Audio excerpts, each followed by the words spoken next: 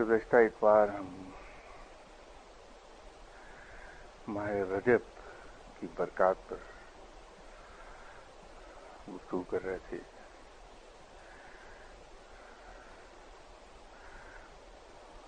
اس کی فضیلت کو ہم نے ڈسکس کیا. اس مہینے میں ملنے والے انعامات اور رحمتوں کو ڈسکس کیا. اس مہینے میں جہاں نیکی اور اچھے کاموں کے لیے ریوارڈ بے پناہ ہے، وہاں اس مہینے میں کی گئی خطاؤں اور گناہوں کی سزا بھی دگنی ہے. رجب کے مہینے میں ہم ویسے تو ہمیشہ ہی گناہوں سے اجتناب کرنا چاہیے، لیکن اس مہینے میں خصوصی طور پر ہم گناہوں سے دور رہیں اور اللہ کو پکارتے رہیں. اللہ کی رحمت سے پوری امید ہے کہ پروردگار ہمارے گناہ معاف فرما کے ہم پر اپنی رحمت نازل کر دے گا. رجب کے مہینے میں کی گئی دعائیں بڑی جلدی مستجاب ہوتی ہیں. اس مہینے میں خصوصی طور پہ اپنے اور اپنے اہل خانہ کے لیے ہم دعائیں کریں.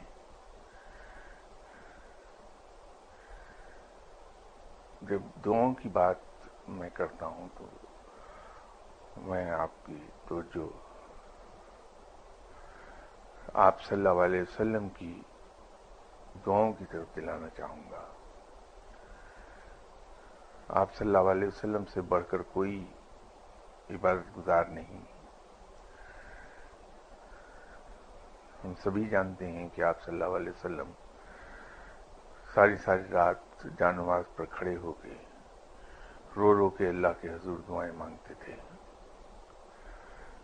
اس قدر کہ پاؤں میں سویلنگ ہو جاتی تھی اور ریش مبارک آنسوں سے تر ہوتی تھی. ہمیں ایک چیز اس سلسلے میں یہ یاد رکھنی چاہیے کہ اس کثرت سے دعائیں مانگنے کے باوجود کہیں یہ ثابت نہیں ہوتا کہ آپ صلی اللہ علیہ وسلم نے کہیں کوئی دنیاوی آرام و آسائش، دنیاوی حاجات کے پوری ہونے کی دعا کی ہو اللہ کے حضور. اس لیے کہ آپ صلی اللہ علیہ وسلم کو اس بات کا پوری طرح علم تھا کہ رب کے نزدیک اس دنیا کی حقیقت ایک مری ہوئی بکری کے سڑے ہوئے گوشت پر ایک بال جو ہے، اس کا بکری کا ایک بال، اس دنیا کی قیمت اللہ کے نزدیک، اس دنیا کی حقیقت اللہ کے نزدیک اس مری ہوئی گلی سڑی بکری کے ایک بال کے برابر بھی نہیں ہے. تو اسی لیے آپ صلی اللہ علیہ وسلم اللہ تعالیٰ سے وہ چیز مانگتے رہے جو اس کے نزدیک کچھ قدر و قیمت رکھتی ہے. بدقسمتی سے ہم لوگ اللہ سے دعائیں مانگتے ہیں تو اس کے اندر کہیں کوئی سوائے دنیا کی کوئی اور چیز ہوتی ہی نہیں، جبکہ اللہ سے اور بہت سی چیزیں مانگنے کو ہیں. ہم اللہ سے رزق مانگتے ہیں، جبکہ رزق دینے کا نہ صرف اس نے وعدہ کیا بلکہ دعویٰ بھی کیا. جب وہ رب تعالیٰ یہ کہتا ہے کہ میں رازق ہوں، تو اس میں دونوں ہی چیزیں ہیں. اس کا وعدہ بھی ہے اور اس کا دعویٰ بھی ہے. رب تعالیٰ سے بہتر اپنا وعدہ پورا کرنے والا کوئی نہیں. اس نے اپنی مہربانی کو ایکسپلین کیا کہ وہ ماں سے 70 گنا زیادہ مہربان ہے. وہ اپنی مخلوق سے پیار کرتا ہے، اس کی نگہداشت کرتا ہے، اس کا بھلا چاہتا ہے. تو جب رب نے اپنی یہ ایک بار فرما دیا تو ہمیں یہ نہ صرف یقین ہونا چاہیے بلکہ یہ کانفیڈنس بھی ہونا چاہیے کہ رب اپنے وعدے کا سچا ہے اور وہ اپنا وعدہ پورا کر کے رہتا ہے. تو پھر ہم اس سے وہ چیزیں کیوں نہ مانگیں جو واقعی مانگنے کی ہیں. ہم رب تعالیٰ سے اس کا رحم مانگیں, اس سے بخشش مانگیں, ہم اس سے اس کی رحمتیں مانگیں, ہم اس سے اس کی دوستی مانگ لیں. اور اگر ہمیں اللہ توفیق دے اور یہ ظرف عطا فرمائے تو ہم رب سے خود اس کی ذات مانگ لیں, ایسی بڑی ہستی سے جو سب سے بڑی ہے, جو سب سے زبردست ہے, اس سے اگر ہم کچھ مانگیں جس کے قبضے میں پوری کائنات کے خزانے ہیں, پوری کائنات اس کے قبضے میں ہے, تو اتنی بڑی ہستی سے جب ہم کچھ مانگیں تو کم از کم اس کے شایان شان تو ہو. اور رب کے شایان شان صرف اس کی اپنی ذات ہے. ہم اس کی ذات اس سے مانگ لیں کہ یا اللہ تو اپنا آپ ہمیں عطا فرما دے, تو ہماری دعائیں قبول ہوں گی. ایک بار حضرت علی کرم اللہ وجہہ اپنے صاحبزادگان کے ساتھ خانہ کعبہ میں تشریف لے گئے تھے. تو وہاں دوران طواف حضرت علی کرم اللہ وجہہ نے, جو اس وقت امیر المومنین بھی تھے, ایک آدمی کی آہو بقا سنی, ایک آدمی کی چیخ و پکار سنی جو رب کے حضور فریاد کر رہا تھا اور بہت پردرد آواز میں رو رہا تھا. تو حضرت علی کرم اللہ وجہہ نے حضرت امام حسین رضی اللہ تعالی عنہ سے فرمایا کہ ذرا دیکھو یہ کون شخص ہے. تو حضرت امام حسین رضی اللہ تعالی عنہ تشریف لے گئے اور اس آدمی تک جا پہنچے جو اس درد کے ساتھ رو رہا تھا اور دعا مانگ رہا تھا. اس سے کہا کہ تمہیں حضرت علی کرم اللہ وجہہ یاد فرما رہے ہیں. تو وہ صاحب اٹھ کے حضرت امام حسین رضی اللہ تعالیٰ عنہ کے ساتھ چلے اور حضرت علی کرم اللہ وجہہ تکان پہنچے. حضرت علی کرم اللہ وجہہ نے پوچھا کہ تم کون ہو؟ تو عرض کیا کہ یا امیر المومنین میں منازل بن لاحق ہوں.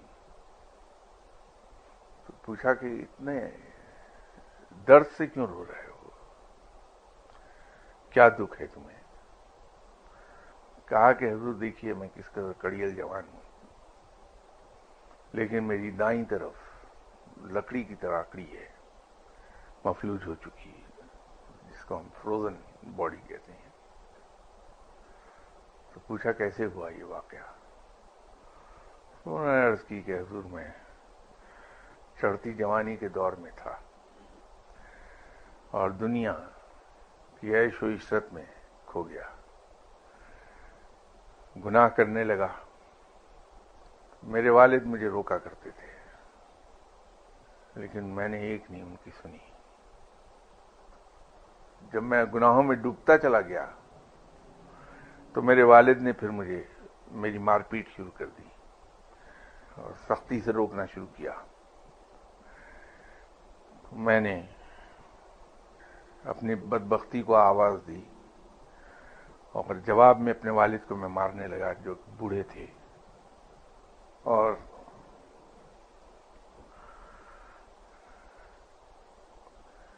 وہ میری طاقت کے سامنے بہت ہی ضعیف, جس کی وجہ سے انہیں چوٹیں بہت آتی تھیں. تو مار کھا کھا کے میرے والد مجھ سے ایک دن تنگ آ گئے اور فرمایا کہ میں ساری عمر روزے رکھوں گا. اور میں اللہ سے اپنا حق مانگوں گا. تو میرے والد نے مسلسل روزے رکھنے شروع کیے. ایک ہی ہفتے کے بعد حج کا زمانہ آ گیا اور میرے والد حج کے لیے چلے گئے اور خانہ کعبہ کا غلاف پکڑ کے رب کے حضور فریاد کی، یا باری تعالیٰ، تیری ذات سب سے طاقتور ہے، لوگ تجھ سے اپنی حاجتیں مانگتے ہیں،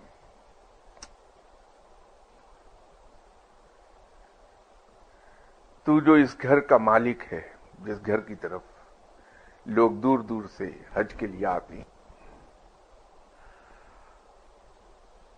میں آج تجھ سے اپنا حق مانگتا ہوں، تو منازل سے میرا حق لے لے. تو جو ہی میرے والد کی زبان سے یہ الفاظ نکلے، میری دائیں سائڈ شل ہو گئی اور اس دن سے میں مفلوج ہوں. پھر میں نے باپ سے معافی مانگی اور ان سے عرض کی کہ خانہ کعبہ پر جہاں آپ نے میرے لیے بد دعا کی تھی، وہاں جا کے میرے لیے دعا کر دیں کہ اللہ مجھے اس مصیبت سے نجات دلا دے. اور میں اپنے والد کو بھورے رنگ کی ایک اونٹنی پر سوار کرا کے خانہ کعبہ کی طرف چلا.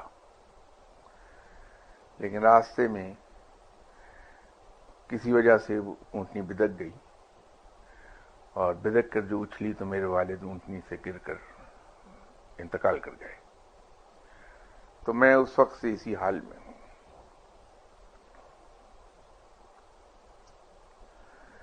تو حضرت علی کرم اللہ وجہہ نے کہا کہ جاؤ تم ٹھیک ہو جاؤ گے، اور ایک دعا بتائی. جناب مناظر بن لاحق کو کہا کہ یہ پڑھو، اللہ اس کی برکت سے تمہیں ٹھیک کر دے گا. وہ دعا مناظر بن لاحق نے پڑھ لی اور اللہ نے انہیں شفا دے دی. ان کی داہنی سائڈ جو مفلوج ہوئی تھی وہ ٹھیک ہو گئی.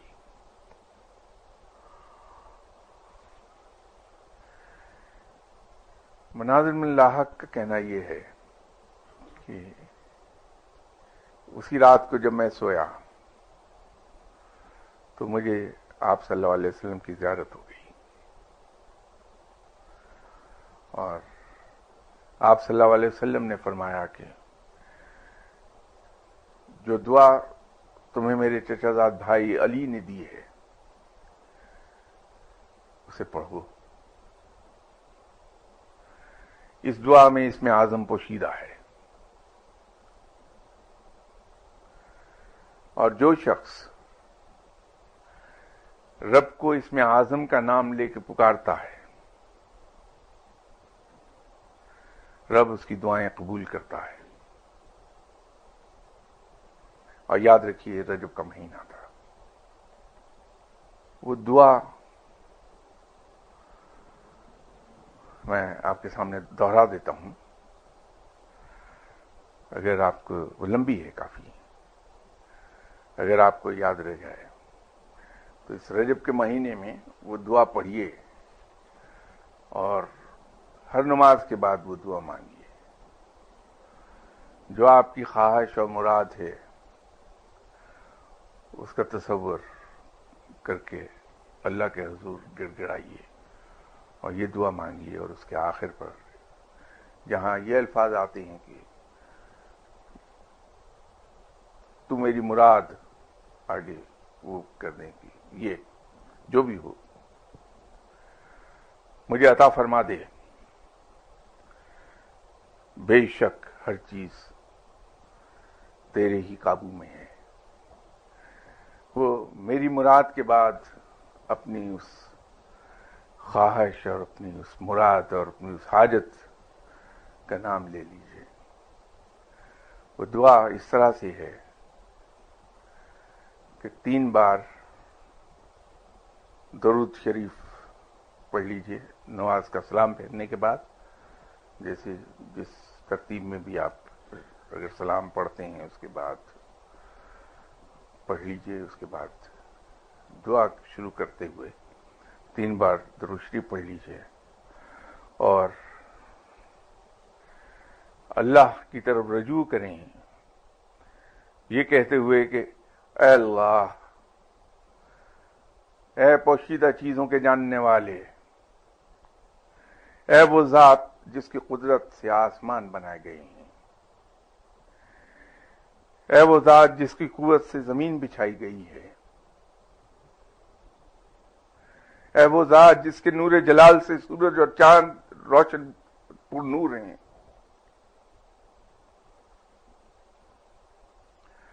اے وہ ذات جس کی توجہ ہر پاک ایماندار نفس کی طرف ہوتی ہے،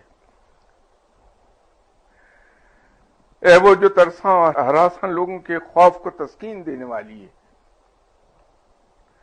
اے وہ ذات جس کے یہاں مخلوق کی حاجتیں پوری کی جاتی ہیں، اے وہ ذات جس نے یوسف کو غلامی کی ذلت سے نجات دلائی، اے وہ ذات جس کا کوئی دربان ہے کہ اس کو پکارا جائے، نہ اس کے علاوہ کوئی رب ہے کہ جس سے دعا کی جائے، جس کا کرم اور فضل باوجود کثرت حاجت بڑھتا ہی چلا جاتا ہے.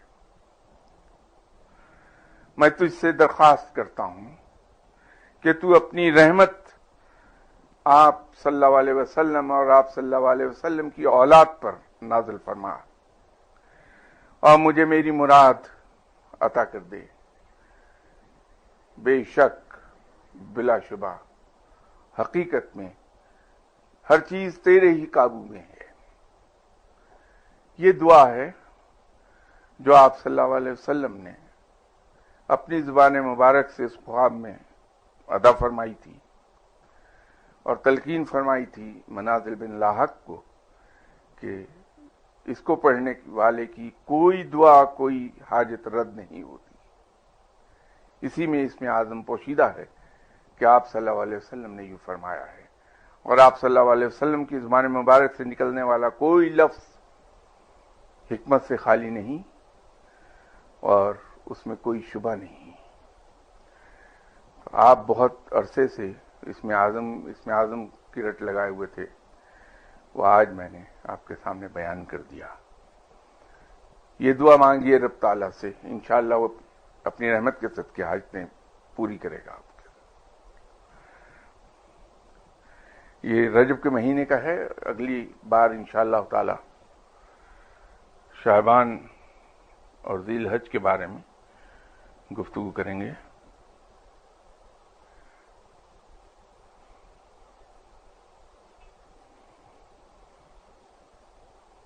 یہ ایک سوال ہے جو خاصا علمی ہے. بعض اوقات ایسا کیوں ہوتا ہے کہ ہم جب کسی روحانی شخصیت یا کسی صاحب مزار کے پاس جاتے ہیں تو بالکل بلینک ہو جاتے ہیں. یہ اکثر و بیشتر جب روحانیت کا ذکر ہوتا ہے تو میں ایک بات یہاں عرض کیا کرتا ہوں کہ اس راہ میں ایک اصول اور قانون یہ ہے کہ ہم جب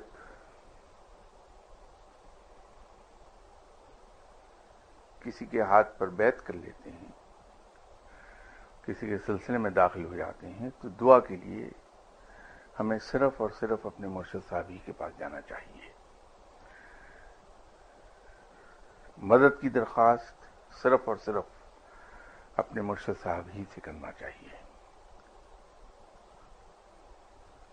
ہاں البتہ ازراہ عقیدت اور ازراہ آؤٹ آف ریسپیکٹ آپ ہر ایک فقیر کے پاس جائیے، اور اگر آپ میں ہمت ہے، توفیق ہے، تو اس فقیر کی خدمت بھی کیجیے جا کے، اس کا اجر اللہ دیتا ہے. لیکن کبھی کسی دوسرے فقیر سے دعا کے لیے نہ کہیے اور کسی دوسرے فقیر کی دی ہوئی پڑھائی نہ پڑھیے. جس طرح سے 2 میگنیٹ اگر ہم اس طرح سے جوڑ کر رکھ دیں ساتھ ساتھ، اور اگر ہم نے پولز کے بارے میں احتیاط نہ کی ہو تو دونوں اپنے اپنا میگنیٹزم کھو دیں گے اگر ایک ہی طاقت کے ہیں. اگر ایک میگنیٹ زیادہ پاور کا ہے، دوسرا میگنیٹ ذرا کمزور ہے، تو جو کمتر ویلیو کا میگنیٹ ہے اس کا میگنیٹزم ختم ہو جائے گا. یہ فزکس کا ایک اصول ہے. اسی طرح اگر ہم ایسے سلسلے میں جاتے ہیں جس کا تعلق ہمارے اپنے سلسلے سے نہیں ہے، صاحب مزار بہت زبردست بزرگ ہیں اور مجھ جیسا کوئی آدمی چلا گیا جس کے پاس علم ہے ہی نہیں، سنی سنائی باتوں پر چل رہا ہے، تو جب وہ وہاں سے واپس آئے گا تو خالی ہوا چلا آئے گا. اس لیے کہ ان صاحب مزار کا جو علم ہے اس کی قوت، اگر میرے پاس کوئی تھوڑا بہت علم موجود تھا تو اس پر غالب آ گئی ہے اور پھر وہ وائپ آف ہو گیا. اس لیے احتیاط کرنی چاہیے کہ ہمیں ایسی جگہوں پر نہیں جانا چاہیے. بہت سے بزرگ ہیں جو خود اس معاملے میں بڑے محتاط ہوتے ہیں اور وہ ایسے مہربان ہوتے ہیں، اپنے پاس آنے والے آدمی کا خود ہی خیال کرتے ہیں، اس کو آنے ہی نہیں دیتے پھر تاکہ اسے نقصان نہ ہونے پائے. یہ ان کی مہربانی ہے اور ان کی عظمت اور ان کے ظرف کی بات ہے. میرا خیال ہے کہ ایک واقعہ چھوٹا سا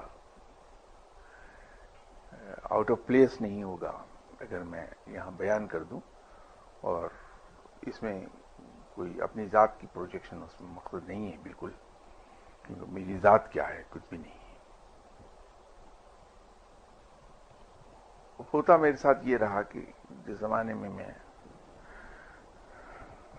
گورنمنٹ آف پاکستان کے لیے کام کر رہا تھا تو ٹورنگ میری بہت زیادہ تھی، اسپیشلی ناردرن ایریاز کے لیے. پشاور بھی آنا جانا لگا رہتا تھا، تو بسا اوقات میں بائی روڈ چلا جاتا تھا. واپسی پر گولڈرا شریف میں جانے کی کوشش کرتا تھا، حاضری دے دوں، لیکن عام طور پر یہ ہوتا رہا کہ جہاں میں نے یہ قصد کیا کہ یہ آگے جو لیفٹ کو ٹرن آ رہا ہے گولڈرا شریف کا، میں اس سے ادھر کو ٹرن لے لیتا ہوں اور سلام عرض کر کے پھر لاہور کے لیے نکلوں گا آگے. تو ایک بار بالکل نئی سرکاری گاڑی تھی، بالکل نئی، تو اس موڑ سے کوئی 100 گز پہلے سڈنلی میری سائڈ کا دروازہ اپنے آپ نکلا اور سڑک پہ گر گیا. گاڑی روکنی پڑ گئی اور اس کے بعد یہ سوچا کہ اب میں کیا جاؤں گا وہاں تک. تو راول پنڈی میں کوئی ڈینٹر دیکھتا ہوں جو اس دروازے کو فکس کر دے دوبارہ سے.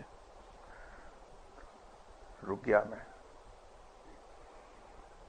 پھر ایک بار جانے لگا تو میں بڑے اطمینان سے جا رہا تھا. ایک بس آئی اور میرے پاس سے گزری لیفٹ سائڈ سے اور سڈنلی رائٹ کو ٹرن لے لیا. تو باوجود پوری کوشش کرنے کے گاڑی بچا تو لی میں نے، لیکن اس کا لیفٹ سائڈ کا فینڈر جو تھا وہ پھر بھی رگڑ کھا گیا بس کے پچھلے حصے سے. بس والے نے بھی بس روکی، اس سے میں نے پوچھا کہ بھائی کیا ہوا آپ کو؟ تو وہ بیچارہ میری اس نرمی اور جس طرح ہنستے ہوئے میں نے پوچھا کہ کیا ہوا تھا آپ کو، تو وہ غریب اور پریشان ہو گیا اس بات پر. تو مجھ سے کہنے لگا صاحب اللہ جانتا میں جھوٹ نہیں بول رہا ہوں آپ کے ساتھ، سواریاں بیٹھی ان سے گواہی لے لیجئے، آپ کی گاڑی تو تھی نہیں یہاں کہیں. پتہ نہیں کیسے لگ گئی. تو میں نے وہ لیفٹ فینڈر کو دیکھا تو وہاں ٹائر کی سیاہی لگی ہوئی تھی. تو ڈینٹ تو آ گیا لیکن اور کوئی نقصان نہیں ہوا، اور ٹائر پر لگی تھی گاڑی، نہیں جا سکا. پھر ایک بار ایسے ہی ہوا، پھر میرا لیفٹ سائڈ کا فرنٹ فینڈر ایک سامنے مار دیا. تو ایک دن بڑے شاہ صاحب اور میں پشاور سے واپس آ رہے تھے تو وہاں آ کے مجھے وہ قصے یاد آ گئے جو پیدر پے ہوئے تھے میرے ساتھ. تو میں نے اپنے مرشد صاحب سے کہا عام حالات میں تو ہم لبرٹی نہیں لے پاتے تھے، لیکن دوران سفر تھوڑا سا آدمی مزاج ڈفرینٹ ہوتا، سن لیتا. تو میں نے بھی اس کا فائدہ اٹھایا اور میں نے کہا کہ حضور یہ آگے ایک موڑ آ رہا ہے، اس جگہ آگے میں جب بھی جناب قبلہ مہر علی شاہ صاحب کی خدمت میں سلام عرض کرنے کے لیے حاضری دینے کا قصد کرتا ہوں، یہاں ہو جاتا کچھ نہ کچھ اور میں جا نہیں پاتا. کہنے لگے نہیں اس میں کچھ بھی نہیں ہے اسی بات سے، اب تم جاؤ گے تو ایسا نہیں ہوگا بالکل. پہلے یہ یوں ہوتا تھا کہ تمہارا حصہ بابا فرید گنج شکر رحمۃ اللہ علیہ اور حضرت بختیار کاکی رحمۃ اللہ علیہ صاحب کے سلسلے میں رکھا ہے. حضرت بختیار کاکی رحمۃ اللہ علیہ کو اپنا خلیفہ جناب خواجہ غریب نواز صاحب نے اپنی زندگی میں مقرر کیا تھا اور وہ خلیفہ اول کہلاتے ہیں. پیر مہر علی شاہ صاحب کو غائبانہ طریقے پر خواجہ غریب نواز صاحب نے اپنی خلافت عطا فرمائی تھی، اس لیے یہ خلیفہ دوئم کہلاتے ہیں. تو چونکہ تمہارا حصہ جناب حضرت بختیار کاکی رحمۃ اللہ علیہ صاحب کے سلسلے میں رکھا تھا، تو پیر مہر علی شاہ صاحب تمہیں اپنے پاس نہیں آنے دیتے تھے کہ کہیں تم ان کے پاس نہ بیٹھے رہ جاؤ اور تمہارا حصہ تمہیں نہ مل پائے. تو یہ مہربانی فرما رہے تھے، ان کی یہ عنایت تھی تم پر کہ انہوں نے تمہیں اپنے پاس آنے ہی نہیں دیا تاکہ تم اپنی راہ کھوٹی نہ کر جاؤ اور جہاں سے تمہیں ملنا ہے وہاں سے تمہیں مل جائے. اب چونکہ تمہیں وہ حصہ تمہارا مل چکا، اب جب بھی جاؤ گے تو بڑی محبت سے تم سے ملیں گے. اور واقعتاً ایسا ہی میں نے پایا پھر کہ بعد میں جب بھی میں وہاں حاضر ہوا بہت محبت فرمائی آپ نے. یہ ڈپینڈ کرتا ہے کہ صاحب مزار کون ہیں اور وہ کس طرح سے بہیو کریں گے. بڑے بڑے اچھے صاحب مزار ہیں، بہت اعلیٰ درجے کے، انتہائی اعلیٰ ظرف لوگ ہیں ان میں صاحب مزار میں نے پایا انہیں. ایک تو میں نے واقعہ آپ کو یہ سنا ہی دیا، اس کے علاوہ اور بہت سے ہیں. لیکن بعض اوقات ایسا نہیں ہوتا تو پھر جب ہم وہاں جاتے ہیں تو وہ ہمارے علم جو ہے وہ ختم ہوتا ہے تو ہم اپنے آپ کو بلینک محسوس کرنے لگتے ہیں.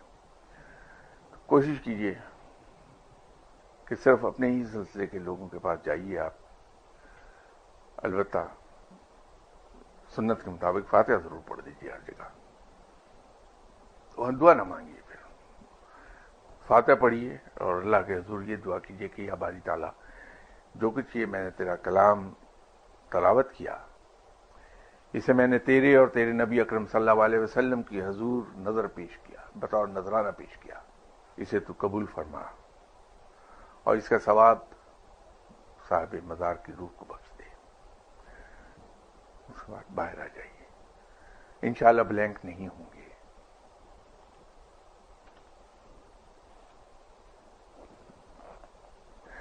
ایک اور سوال ہے، عقیدت اور عقیدے میں کیا فرق ہے؟ اب عقیدت تو یہ ہے کہ کوئی شخص مجھے بھاتا ہے، اچھا لگتا ہے، اس کا انداز گفتگو، اس کے مینرز، اس کے ایٹیکیٹس، اس کے علم کی نوعیت اور علم کی حد مجھے بہت بھاتی ہے. تو وہ پسندیدگی ہے میری. اپنی اس پسندیدگی کے تحت جب میں اس شخص سے ملنا شروع کرتا ہوں تو اس کی اور خوبیاں مجھ پر کھلتی ہیں،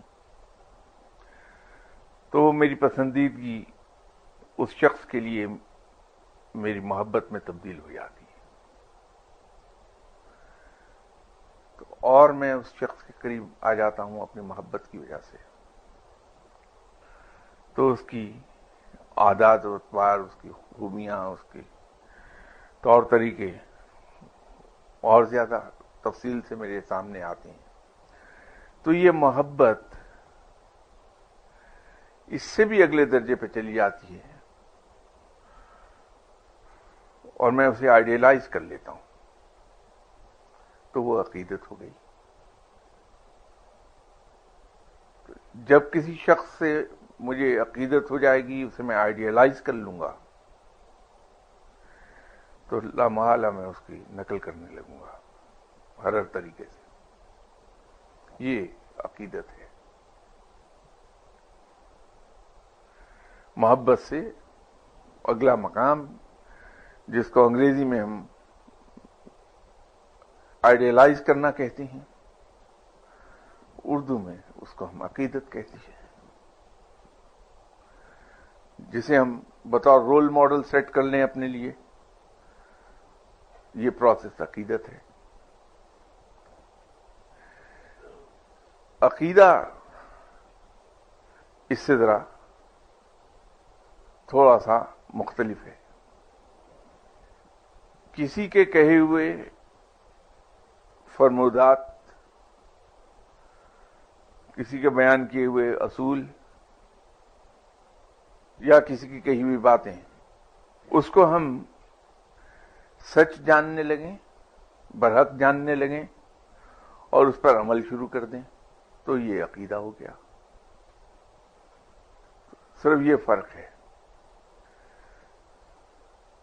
عقیدت رب سے ہے کہ وہ بڑا مہربان اور نہایت رحم کرنے والا ہے، وہ میرا پالنے والا ہے، یہ میری عقیدت ہے۔